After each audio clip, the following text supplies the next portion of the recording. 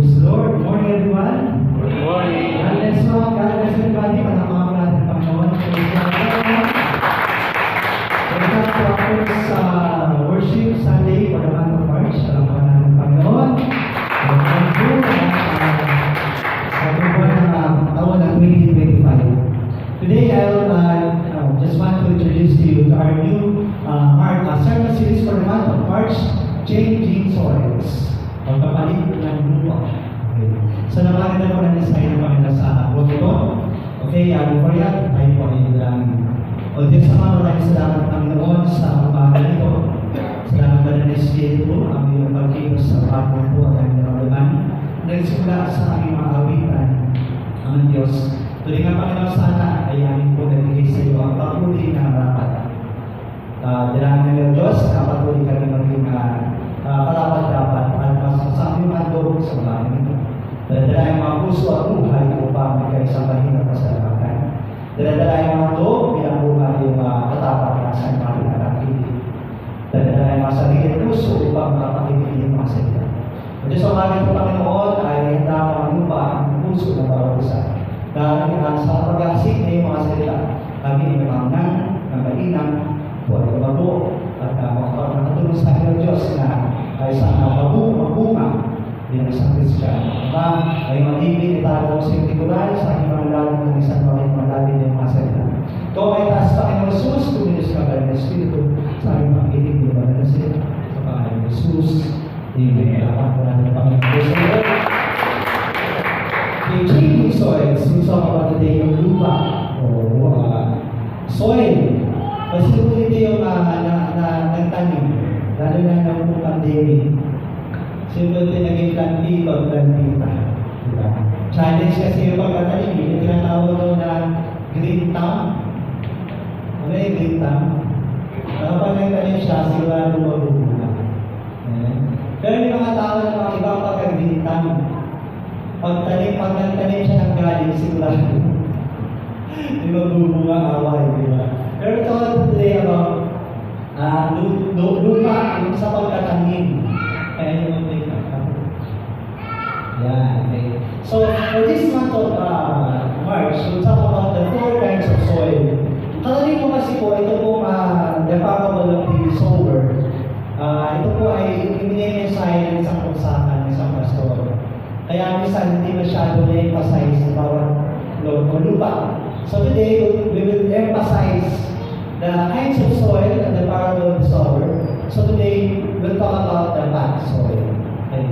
So, ang ating pong mensahe mula sa the parable of the sower, talinaga ng mag-asik. Bagaman ang titulo ay mag-asik, pero ang pinakasentro po ng mensahe ay ito sa iba't ibang uri ng lupa. Okay. So, an old definition of parable is an earthly story with a heavenly meaning. Ang parable daw, yung tinatawag na talinaga, ay isang istorya, kwentong lupa, kwentong mundo, na kung saan mayroon siyang makalangit na kahulugan, yun ang talinaga. Iba ito sa alaman. Ano ba yung legend? Yung alaman, yung pinagmulan ng isang bagay o isang tao. Karaniwan sa alaman ay fake news o kaya gawa lang. Diba? Mga legend. Kaya mga tinatawag ng urban legend. Kasi ang urban legend, natin ang dami nakakaalam, pero wala nakaka-confirm kung totoo ang isang legend. Diba? So, ito naman ang talinaga. Ang talinaga ay ginagamit sa mga makahulugang bagay tungkol sa makadangit na sitwasyon o informasyon. Ang Panginoong Jesus ay mag-preach using parables. Talaga ito kaya kasi isang mga sa speaker class, we discuss about what kinds of preachings. And just try to span of using parables. Ang hindi na magkwento. Di ba tayo hindi sa kwento? Ayaw ko hindi kwento sa ito. Ano yun, di ba? Kasi, di ba may kwento eh? And Jesus Christ is getting the attention of the audience, of the people whom He preached to, through parables. Talinaga. Kasama kasi nalaking sa kwento, ano ba ang nangyari? Ano ba ang story? Ano ba ang outcome ng story nito? Then parables tells a story using something we see every day to help us understand. So, talinaga,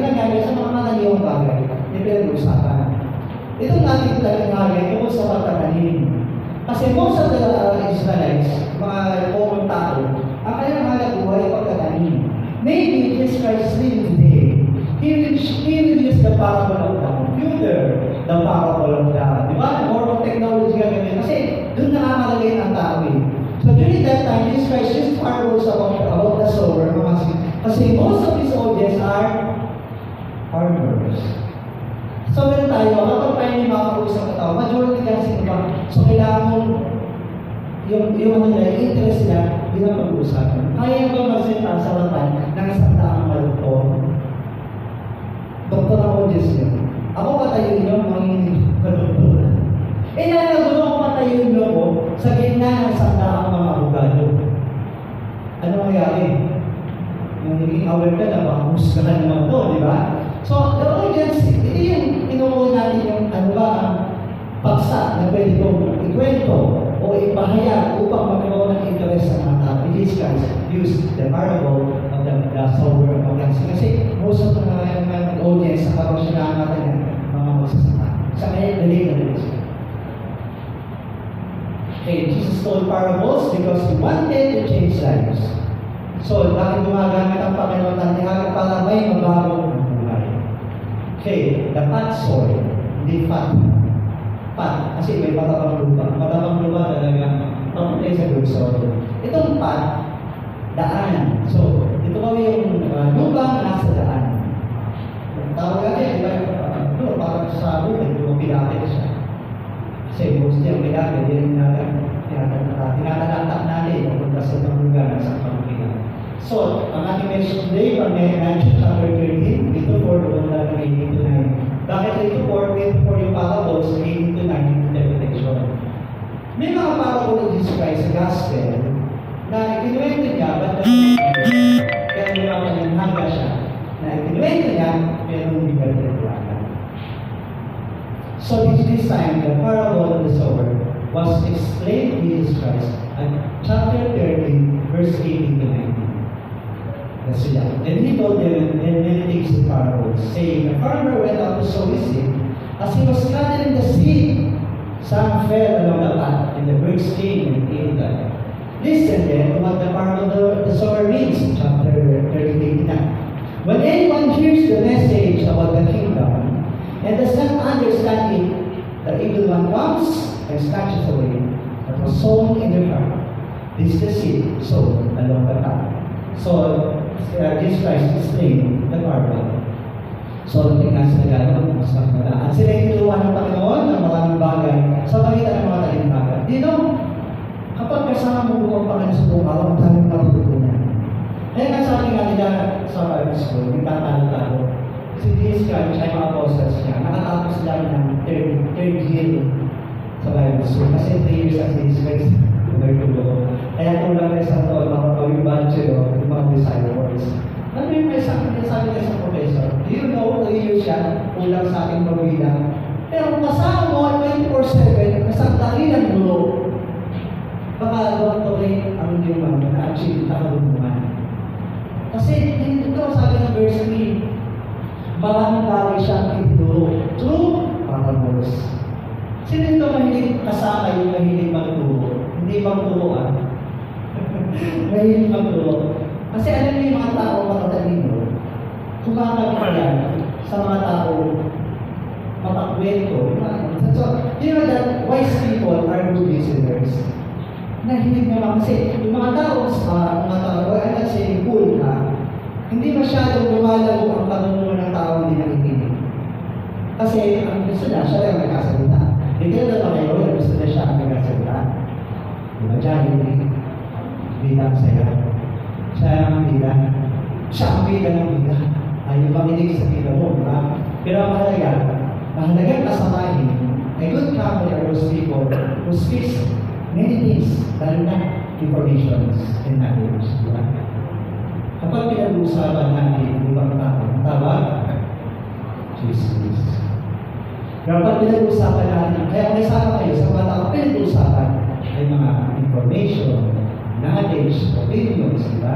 So, pag pinag-uusapan ng ibang tao, Jesus siya. So, ang Panginoon, He talks more about parables, hindi buhay ng iba, kundi parables. So, alam, ang parable ng sabi, may isang pagkasak na lumabas sa pamamasik at sa kanyang pagkamasik ay may mga biging na dagdag sa tabi na daan. Dumating ang mga ibon at lupa ang mayroon. So, okay. So a path is where many people have walked, and the dirt there is well worn. So yung daan siya eh. So maraming tao nagdadaan dyan. So the ground of path is harder than sa kakatalakta. Nangyayari po, ang lupa ay napipikpik. Kung sabihin, harder siya. Di ba pa yung tatanong na kailangan ng aluran ng kapabuhin? Kailangan bumulan ng lupa para sumiksik sa loob ang binhi. Pero iba ang ground, ang path storage.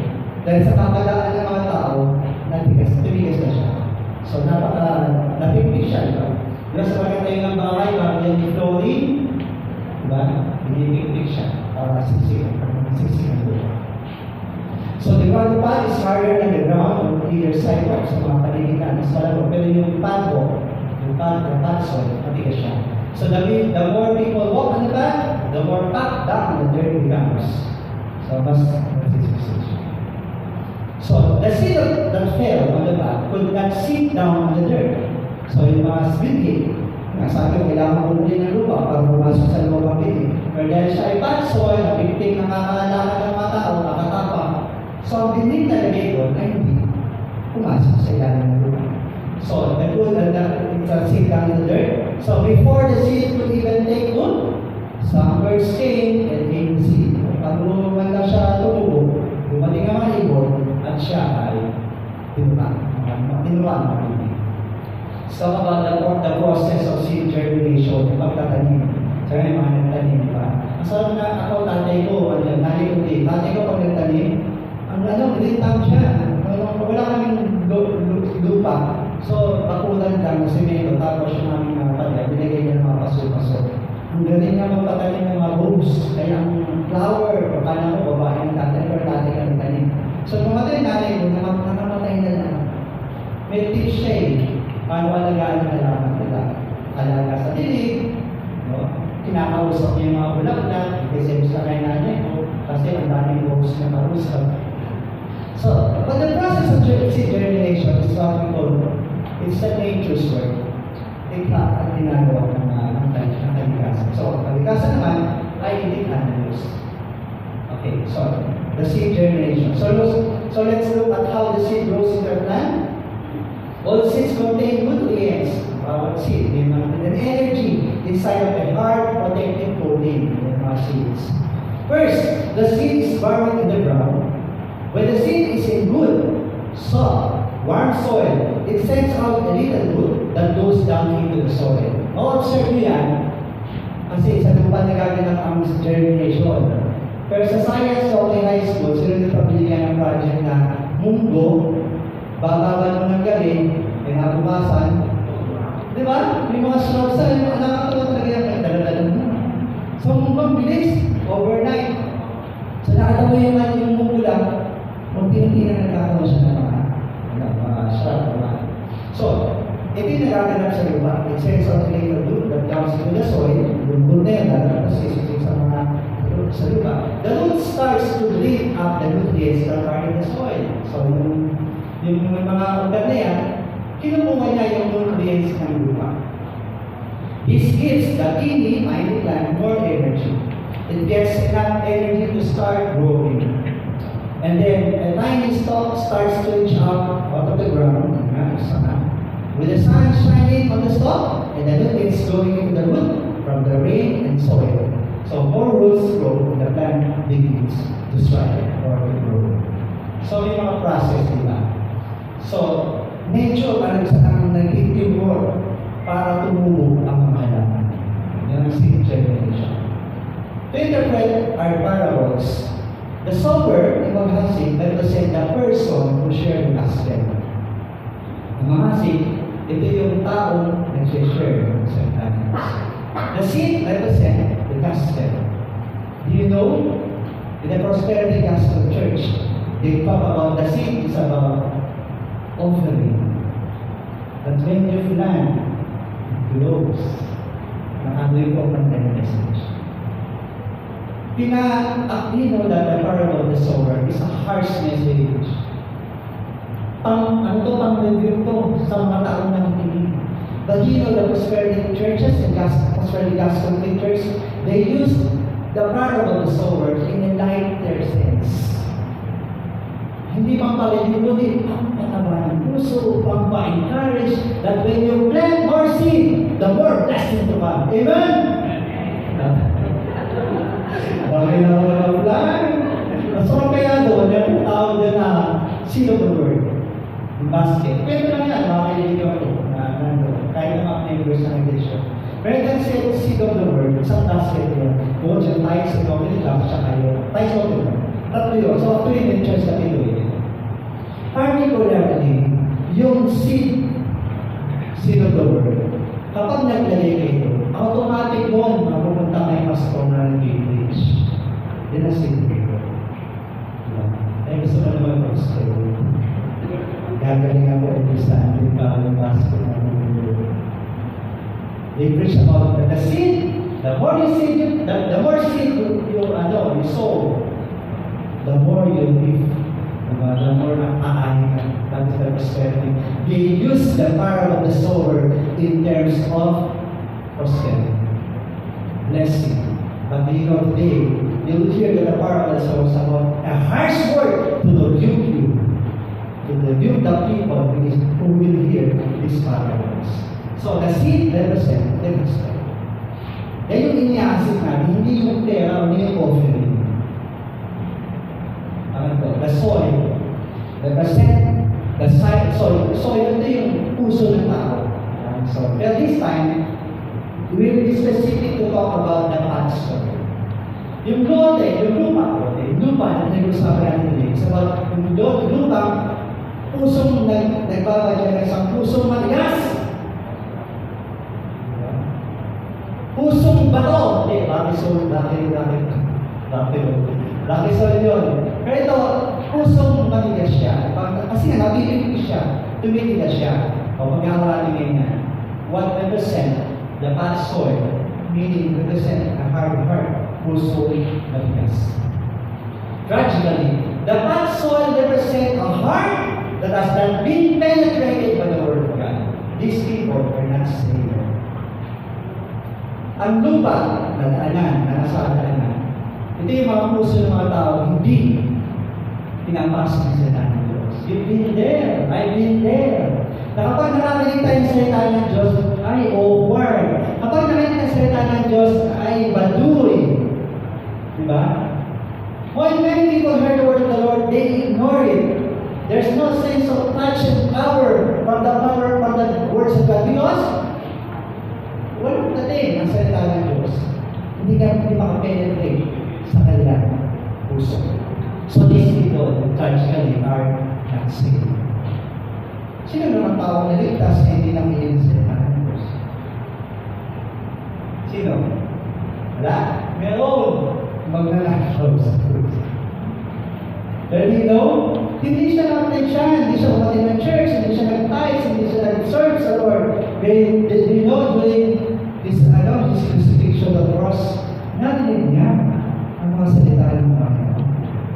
That's why he told Jesus, Lord, ang nakaparaw sa cross, tinawag ng Panginoon, Lord. Kailan niya tinawag ng Panginoon? Na during the crucifixion, narinig yung mga sinasabi ng Panginoon. Diba? So yung last words, siya ako na na-bless. Kasi yung last word ng Panginoon. Tapos this thief, nasave siya. For the last minute, although ang puso niya before is a pastor. Tragically, the people who ignore the word of God, hindi sila maliligtas. Let's talk about 2 Corinthians chapter 4, verse 4 says, the God of this world has blinded the minds of the unbelieving so that they might not see the light of the gospel of the Lord Christ, who is the image of God. Nakakalungkot na hindi sila sumasampalataya sapagkat ang isip nila ay binulag ng Diyos ng mundo nito. Na Diyos na kasamaan sa daigdig nito upang hindi nila makita ang liwanag ng magandang balita tungkol sa kalwalhatian ni Kristo at siyang tawagan ng Diyos. They know most of the people, rich people, successful people, busy people are not interested in the Word of God. Why? Blinded sila. kasi mga mahirap, ang talagang na-attach sa Lord. Kasi mas sobrang mayayaman, they're blinded by their wealth. They're blinded by their success, di ba? And prosperity. Ay, minsan natin siya, Christians, nakakatakot yung mga, gusto ko naman talaga yung mga, huwag tayo ang kastigan, di ba? Asan talaga ba yun? Di ba? Ang nakakatakot lang, dahil sa pagyaman mo, ay magulat ka na ng kayamanan, hindi ka na maligtas kasi yung naging patsoy ka lupang hindi na pinipenetrate ang salita ng Diyos. Diba? Matthew chapter 13, 4, 8-9, nakinig kayo na nawa ng kaulugan at nagkataw sa masa. So dapat, pinalitan yung nagkaligan natin. Kapag daw isang tao ay nakikinig ng mensahe tungkol sa paghahalik ng Diyos, ngunit hindi man niya gumagawa, siya ay katulad ng hindi nalagdag sa daan. So, hindi, nakikinig din pala. Ito yung tipong, mga tao tipong na-corner mo at siya walang gas. Wala siya na magawa kung di makinig sa iyo. Ang mahirap, nakapakinig siya sa iyo pero hindi nalaman daw. Hindi na yung nawa. They just listen and not understand you. Siya'y katulad doon ng hindi nalagdag sa daan. Dumating masama at agad nilalis sa kanyang isip ang mensahe kanyang napakinggan.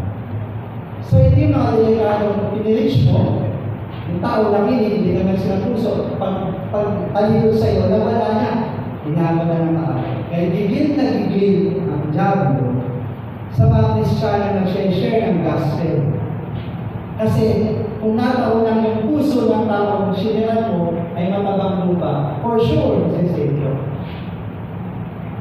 Kaya alam nyo, kapag tayo ay nagbalak na humayo yung pangalan sa salita ng Diyos, nanggigigil ang tao. Gumagawa siya ng paraan para tagdahan tayo. The opportunity of the FCF having the slot every 3 to 5 p.m. at St. Dominic is not been, hindi natin hiningi ko yun. Hindi rin natin pinag-pray. Nakaka-overwork. Gusto mag-praise pass. Pastor, ano na ginawa yun? Ang daming pera ng church nyo. May pambayad sa mall. Hindi po, wala tayong bayad. All the stakes are free. Because of this. Una, natakot, excite na tao. Because, really, task na naman. Ang liyaw ko lang po, every Sunday lang, ito lang po pahinga ko. After ng service natin, after ng mga class, umuwi na ako para matulog. For this time, wala na ako pahinga. Pero, una yun, hindi sa diablo, bakit ba? Sabi ng diablo sa akin. Sabi ko, yan, kung magpupulit sa sentro. Pero hindi maalaman ng diablo ang ating plano. Nabibigay ng Diyos upang ipagpad ang pangalan sa salita. This time, we have a pot soil na itatawag. Kasi dito pa wala po pot soil. Sino yung pot soil? Kapag nag-teach kami, tinutulungan kami, wala po kayo ng pastor. Alam ko kayo sa nakakatulog yung Diyos. Pero yung tinulugan yung may pagka-introduction conclusion, wala ka na yung TV yan. Pagdating ng discussion ng Facebook, wala kang ma-share. Tapos hindi. Pero hindi the settlement is an open field. Most are pastoral. Kaya na-excite ako. At ang galing ng Lord, ang tema ng March ay about changing soils. Dito, from the Facebook pala, lahat ng may leading ng Lord eh. Although he's not afraid, he's not, he cannot think about it. Pero sabi ko ba, I'm so proud, I'm so glad for the Lord. Kasi before nga ng transition ng chairman, Lord, talagang project yung mga yun, talagang kulilos ang Panginoon. This time, sabi ko, sir, ano mo yung wife? Sorry, ako ito mo lang, yung wife na pala si Lord. No, ibang kasi ng Lord.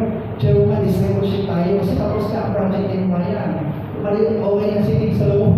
This time, you are being, ikaw yung gawin. And this time, we're more on evangelizing sure. Kasi binigyan na sa atin sa aquarium and sa akin, Lord, go out to the chance to go out. Hindi natin hinanap, ibinigay talaga ng Lord. GB, message me, nakita na kasi yung post. Amazing ka. So, nakaka-proud, gusto niya, sabi na siya, ihapon mo na. Interview ba mo? Kasi, Imagine how many churches na punta. After them 3 days, tapos nasabi pa niba, mga pastor, si pastor, wala ko eh, isa sama ka rin, di ba? Nakaibig sila eh. FCM is still down by the Lord. I'm not worthy, Pastor Boy is not worthy. We are all not worthy. But why God did this? It's living. Faith group is a discipleship group. All of you are being prepared by the Lord for this great field in St. Memorial. Minsan, bisitahin niyo yung St. Memorial page. Tingnan niyo yung mga nag-message. Meron naman nag-message, nagtatag siya ng mga tara na, church tayo. Gusto nagkakaroon feeling. Nagtatag sila eh. Pwede ka nang pumasok. Ganyan, minsan nga tinatag ng mga tao, nakaalin sila, and we don't know those people.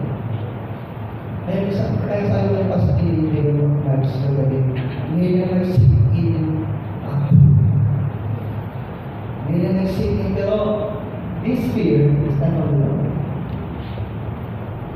You must be encouraged and excited. Mamaya, kung kaya wala po kayo part, be a part of the crowds. Be a part of the crowds. Do you know bakit binigay ng sentro ito? Inangaling sa sense ng mga tao. It is a marketing strategy. After ng service, di mga mag-promote. Tama? Kasi meron sila sa morning, Catholic Mass, wala pa lang hindi pa lang nag-proceed. Catholic Mass in the morning, Christian fellowship in the after. Why? Marketing strategy ko na sentro. After service, ano gagawin natin? Ay, di kakain, ayaw ba kayo pagkagaling ng sentro ko, wala man lang kayo ngayon na? Di ba? Benefit din yan sa ito. Yun pa. But mas malaki ang benefit natin. Bigyan nila tayo ng isang bukiran na ating nakasihan. Mga kapatid, dahil lang mga pinili na sa ilang ng Diyos. Are you excited? Be excited! Please be one of us.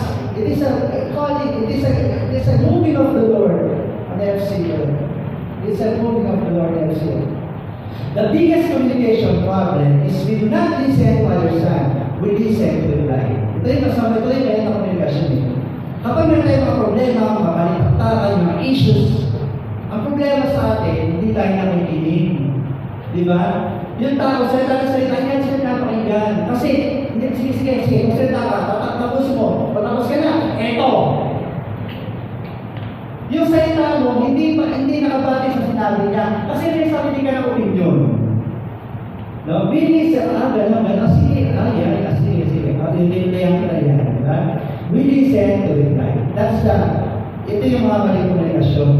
No? Hindi tayo nakikinig sa mga sinasabi niya kasi hinihintay lang natin. Ito tayo nagsalita kasi rinimplayan natin ang tawag doon. Counter-attack namin. Panglaban sa sinasabi niya kasi hindi ka natin gusto ang opinion niya, di ba? So, that's the communication problem. In the same way, in sharing the gospel. May mga tao makikinig sa ating salita ng Diyos, pero after that, pakukulang tayo to have our argument. Possible yun. Marami posibleng mangyari sa inyo mo. Marami. Pero, mas higit na makapagaling na yung dahil ng Diyos. Hindi mananay ang kaaway. Oo, gagawa ang kaaway kasi hindi na ngayon. Pero huwag tayo makapagay. Let the devil listen to understand God's plan. Hindi dapat siya makakilala. Sa ating mga Christians, ito lang, communication problem, para mawala. Kapag kayo nagkakaroon ng balitaktakan issue of progress, just listen to the person. Just listen. Hindi yung close ang mind mo na basta ay ito wala ba? So, ganyan, kapag nagkasalita sa tao, may problema siya. Di ba? So, para magkaintindihan. Kasi kapag ikaw close natin yung tingin natin, walang mayroon. Hindi tayo makakasundo. The same way with the word of God. Salita ng Diyos, yung mga tao, tinatanggi ang kalitasan kasi lalo na ang mga balat, binabanggit ang kasalanan. Meron sa talagang tao sa church, tao sa real estate. Plus NP naman, nakasama namin sa real estate. At ito sa open page. But he has the heart to seek the Lord. Sabi ko, ating kati. Pati siya nung nakakata. But this time, I keep encouraging to please, so diba siya pati na natatanggap sa akin. Said, FCA, said, loving family, please ka. Pastor, I said, hindi ko maiwasan hindi na naman interest. So, okay na ang pinili pag gabriel ako siya. Pero he has the heart to seek the Lord. Sabi ko, meron ng center of kasi at so, public, walang, kahit ka mag-down doon, at meron kang hawak. Tapos siya. May mga taong may mga resolve. Hindi yan accept the word of God. Mamaya ang usapan. Satan takes the truth away. Si Satanas po ang may tatanggal ng mga salita ng Diyos na ating nalikas. That's why, effectively, you're using Facebook. Years have passed na kaya ako, yung pinilits ko, pastor, the next Sunday, nakalimutan ko yan. Kahit yung principle of application, nakalimutan ko yan. Evaluation today, week 2. Nagsising in private places every Sunday because of discussing about it during the day.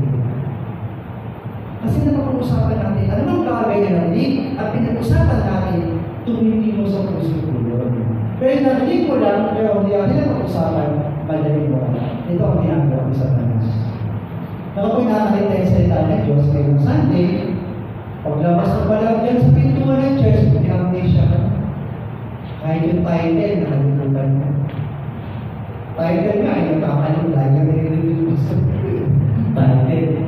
So, you know that it is the works of Satan. It's the works of Satan to taste that good away. In the Bible, birds are sometimes a picture of Satan. Sa Biblia, ang bird and evil symbolizes Satan. If people do not receive and respond to the word with faith, their opportunity will be stolen by the evil one. Nga, kapag tayo di tumanggap sa mga salita ng Diyos, ito ang oportunidad na nanakabi ng Satanas, yung mga salita ng Diyos. Don't listen, basahin na.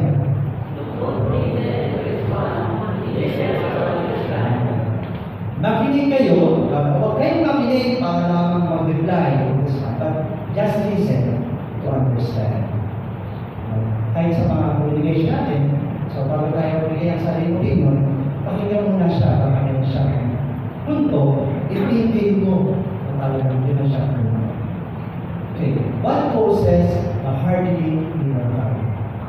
Ayong dahilan ang puso ng tao ay kuminigas. In the medical field, the factors include high cholesterol. Sino na lang sa cholesterol? May isa pa ba? Taas ang kamay ng mga mataas sa cholesterol. Isubo natin sa Panginoon yan.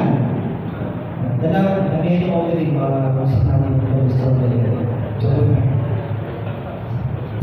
Triglyceride levels. High blood pressure, taas ang kamay ng mga high blood pressure.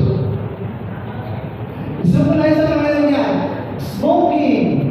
Diabetes, obesity, physical activity, and eating saturated fats are the cause of pusong tumitigas. Hindi ka masakit hawi. Pusong matigas. Pero let's talk about the spiritual meaning of the hardened heart. What causes a hardened heart? Bakit kaya? Bakit nahindahin ng mga tao hindi nakasunsita ng Diyos? No, we're not going to do.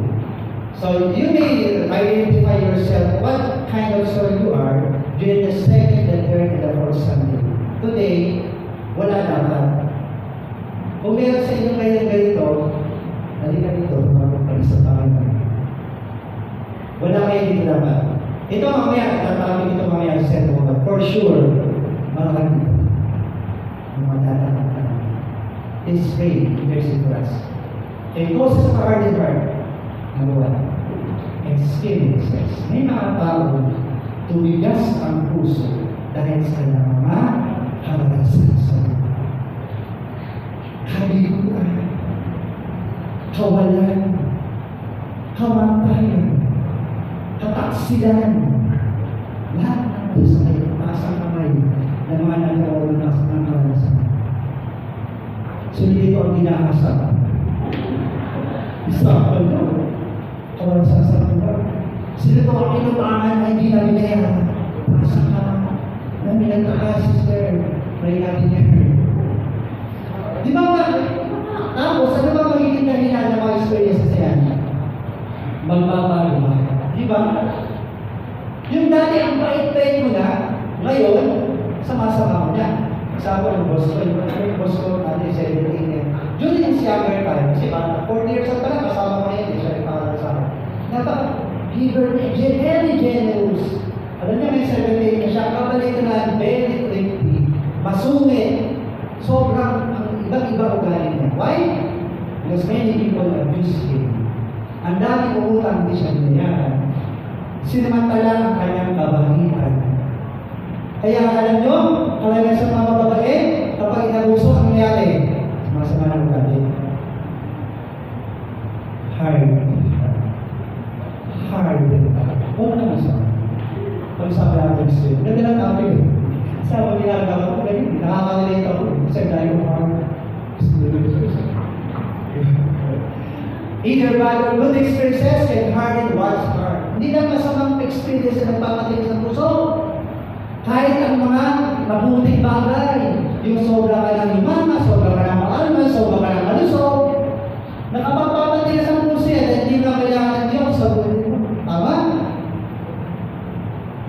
Yung experiences, masamang nangyayari, mga biguan, nakapagpapatilis sa puso yan kasi sinisisi ng Diyos sa nangyayari sa buhay. So, the experiences that cause one's heart, either bad or good. So, being rich or being poor, being healthy or being sick, and being wise or being fool. So, walang pinipili ang puso tumitigas. Kasi nasa kanya yan kung sino sisisihin niya. Karaniwan, banda ulit, sinisisi ang Diyos. Kaya salita ng Diyos, hindi na nagpipilite sa kanyang puso. Past trauma and power. Experiences such as betrayal. Silan ka, iwanan ka, pinapalit ka sa mas maganda sa iyo. Mas wapo sa iyo, mas nete, mas kailan ka. Diba? Abuse, significant loss can lead to emotional numbness. Sabi emotional numbness. Batman, matanggal, bato at manhid. Hindi na sensitive, wala na siyang pakiramdam. Paano siyang zombie? Gawa ng kabiguan. You know, most of the same people, mga taong nasisira ang ulo, ano yan sa kanya? Mga pinagdaanan niya sa buhay. At mostly, mga nagutom, dito, pag nagutom, nawawala na sa sarili. Ay ang MCM, hindi nagutom, yung mga taong nagutom, lagi may bako, lagi may pakain. So, those are us trauma and hurt. Romans chapter 5 verse 8, but God shows His love for us in that when we were still sinners, Christ died for us. Ito ang promise ng Lord. That regardless of what happened to those people, mahal pala sila ng Diyos. Kaya lang sabihin, God is good all the time. Kahit anong mangyari, kahit bad news yan, kahit death yan, kahit loss yan, anything, laging mabuti ang Diyos. Wala tayong dapat isisi sa kanya, laging mabuti ang Diyos. Pangalawa, people, tayo na makakarasan. Siyempre makakarasan mo yan, yung mga tao involved. Tama? Kung kayo nandito sa pag-ibig, alam ka naman nandito pa sa pagmamahal sa tikbala, siyempre tao ang binahul mo. At ang tao ay pagdahilan para maging matigas ang puso. Yung mga tinatawag ng mga babae, man-hater. Anong dahilan kung may mga babae man-hater? Anong dahilan? Either yung tatay nila, nakita nila kung paano nabuso at sinagtanan na nila. Or either sila nagmahal pero lintak sila, diba? O sinaktan. So, those people contributed to the heart of these people in heart. Rejection, abuses, and maltreatment inflicted on others. May mga pangyayari sa buhay at this time, may mga tao ginamit ang tao para puso mo ay naging maging example, napaka-generous mo, bigay ka ng bigay. Ba't ako nakita ng mga tao binibigyan mo? Pag-usado, tinitipid mo sa sarili mo, inipangan ka, pagkita mo ng Starbucks. This time, utang yan, ano kaya sa'yo? Hindi mo napapahiram eh. Saan na ugali mo? Noong una, nagpahiram ka, ngayon, hindi ka nagpapahiram. Tigas na ng puso mo. Babayaran ka naman. Sa katapusan. Katapusan, namulo. So, those people who surrounded us contributed sa ating puso na yung matigas. At yung mga tao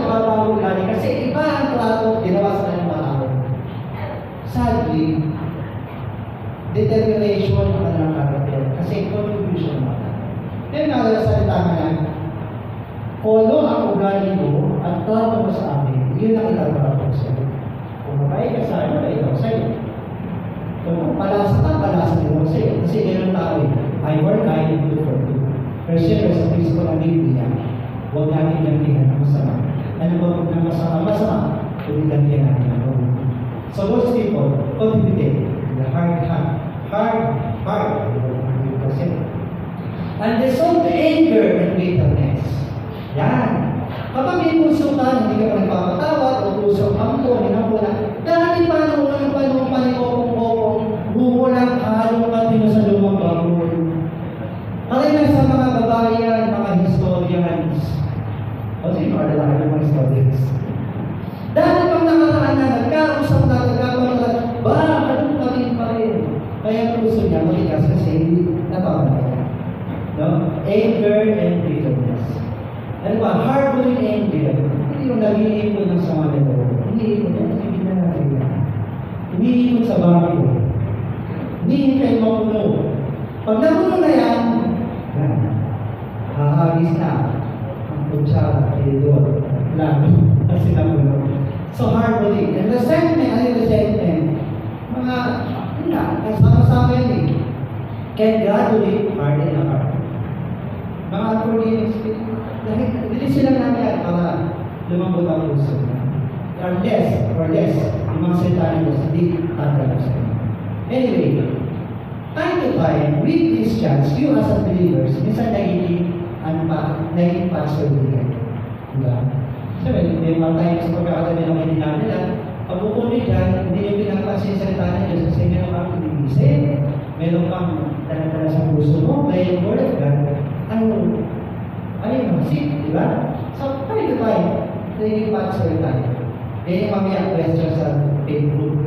Kasi, ako minsan, di ba, makikinig ka ng message sa Lord, pero walang effect yung message sa Lord. Baka din, parang wala ka nabasa ko na yan, ang mind ko na yan. Yung minsan, naging pastor tayo. Okay, Psalm 147 verse 2. He heals the broken-hearted and binds up souls. Ito promise ng Lord sa mga sugatan, sa mga wounded hearts, sa mga broken people. What God's promise? To bind up the wounds. Pagaling tayo. Number 3, that's sin. Ang nagpapatigas sa puso niya sa tao ay kasalanan. When someone keep on doing something, or keep on doing things that are wrong, and don't repent or stop, your hearts will get hard. So yung mga tao gumagawa ng kasalanan, hindi na nag-inisip ito, lagi ginagawa, they do not repent, and they keep going, and not stop. Anong yalaw? Yung puso nila, tumitigas. Alam niyo ba, ang kasalanan ay naging habit. Kapag lagi mong ginagawa yan, baliwala lang ang pagtutuwid. Kasi habit na siya. And you've been blinded by this space Satan sa ganang kasalanan. At ang kasalanan ko, nagpapatigas ng puso ng tao. Most of the unbelievers, mamaya hindi ko sabihin ng unbelievers So those people are unbelievers, they have their hearts because of sin. Sabi ako mga iniibig sa siya nakatuloy, ayoko, pagawalan ako ng sugal. Ayoko dyan, pagawalan ako ng binuha. Ayoko nga dyan, pagawalan ako ng babae. Pagawalan ako ng babae. Eh di ba, anak nila, kasalanan sila. At naging naligas sa puso sila sa pagtanggap na Ebanghelyo dahil natatakot sila, may mababawal na sila sa kanilang buhay. Tama? Mahirap silang kumbisi kasi matigas ang puso eh. Na-enjoy na nila ang kasalanan. Wala na silang takot na gumawa ng kasalanan. Because of sin, ang puso nila ang matigas. Ang hirap naman sila kasalanan. Hebrews chapter 18 verse 12-13. See, brothers and sisters, that none of you has a sinful, unbelieving heart that turns away from the living God. But be encouraged one another daily, as long as you told today, so that none of you may be hardened by sin's deceitfulness. Diba? So, ang puso natin ay kailangan mabantayan. Masaya lang ito. See, brothers, hindi na Tagalog. Hindi na kasi Tagalog.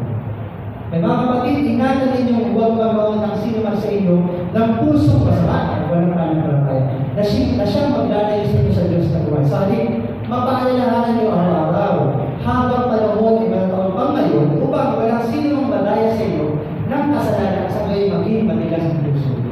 So talagang sa Biblia, binanggit ang Biblia na nakapagpapatigas ng puso ng tao ang kasalanan. Pride and ego, judgment and prejudice. Nakapatigas ng puso. Conclusion. No matter where the sower sows it, or the kind of soul it falls upon, the seed is unchanging. Ang sagad yan. Kahit yung isang mamasik, kahit saan niya inasik ang kanyang binhi, manatiling hindi nababagong binhi. Hindi nga kapatid, kapag nag-share kayo ng gospel, at na-share mo sa tao hindi nakikinig, huwag kayo mangyari. At least you offer the gospel. You share the gospel. Ay, hindi ba kayo ito? Iglesia ng Cristo. Ay, hindi ba kayo ito? Ano ito? Nag-wedding ito sa mga tao ito. Hindi yung skills na to share the gospel. Dahil yung sin, yung binhi, kapag yung sin na meron tayo, ito ay makapangyarihan. It is unchanging. Na kapag nayasip mo ito sa tamang lupa, ito ay mangyarihan. Now, saan ang matabang lupa? Ang matabang lupa ay posibleng mamukulay sa mga taong patsoy. Just believe that the power of God, the power of the seed, can destroy the hardness of the heart. Ano? Okay, share the gospel. All you need to do is to change your soil. I am changing society. So, all you need is to change the soil and have an inch of the heart where God's soul can produce good fruit. Sa sarili mo, sa naramdaman mo matigas sa puso mo, sa mga paalala, sa mga preaching, sa mga sermon sa Lord. Pero as the Lord give you a heart, teach you a heart, pusong magbubunga ng mabuti ko. For these people's heart has become callous. Ang nakalyo, saltang callous. They hardly hear the word with their ears, and then close their eyes. Otherwise, they might see with their eyes, heart, and ears, understand with their hearts and turn, then will feel them.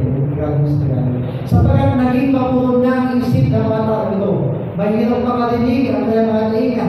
At ipinigit nila ang kanilang mga mata. Kundi gayon, sana'y nakakita ang kanilang mga mata, nakarinig ang kanilang tainga, nakaunawa ang kanilang mga isip, at nagbabalik ulit sa akin, pinapagaling ko sila. So, given na talaga that people are not interested in the gospel, we must keep on sowing. Example lang mga sin. Alam niyo naman daanan nyo, ba't hindi kasi kayo naman? Meaning, everybody must have a chance to see, to hear the gospel. Ano? Everyone deserve to hear the gospel. Everyone deserve to be sold by the seed.